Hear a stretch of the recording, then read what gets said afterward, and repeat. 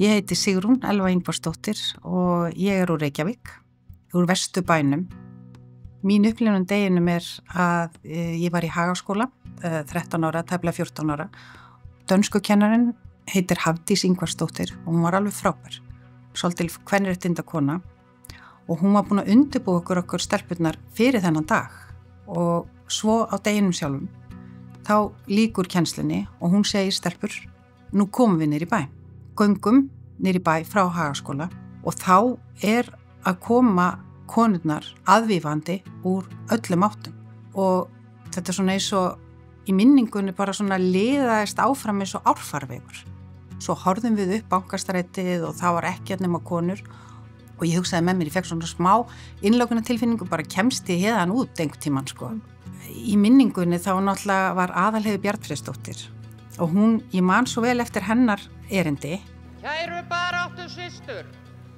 Og síðan sem sagt var Guðrún og Símonar sem var búin að fylgjast með því hún átti svo náttúrulega þessi flotta kona, hún söng lagið, þetta eina sanna stelpur, áfram stelpur sem það tók allar undir, þessar tæplega 25.000 konur. Stemningi var náttúrulega alveg stórkostlega og þegar maður horfi yfir hópin, konur á þessum tíma heimavinnandi bara hentu sér úr hagkaupsloppnum og tóku sér rúllurnar og bara stormuðu niður í bæ. Það var einhvern veginn allar konur jafnar. Þær voru bara þarna til að standa með sjálfum sér og þetta var bara magnað moment þegar maður hugsar það eftir og sérstaklega í minningunni eftir á, finnst mér. Ég get alveg sagt sögu að ég fer unga heiman og ég bara 17 ára og fer austur á Djúpavog að vinna í fiski.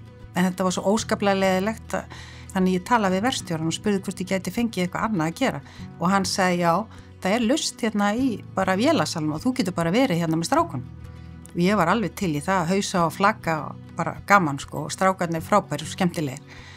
En ég komst fljótlega að því að ég var ekki á sömu launum og þeir og það bara særði mitt hjarta, ég var sko alveg að vinna til jafns á við þá.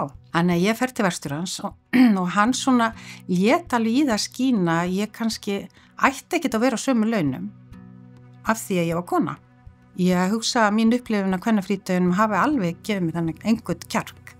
Það sat í mér af því að þetta var svo stórmerkilegt.